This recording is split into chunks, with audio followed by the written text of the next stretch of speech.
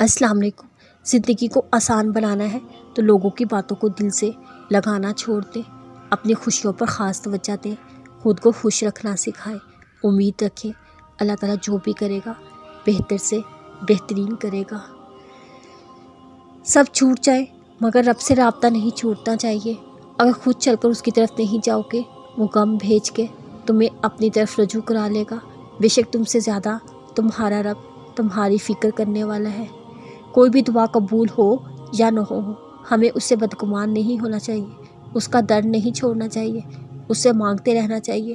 وہ 70 ماؤں سے زیادہ محبت کرنے والا ہے، وہ کیسے بیزار ہو سکتا ہے ہم سے؟ بیزار ہم ہو جاتے ہیں مانگنے سے۔ جب وہ نوازنے سے نہیں تھکتا تو ہمیں مانگنے سے بھی نہیں تھکنا چاہیے۔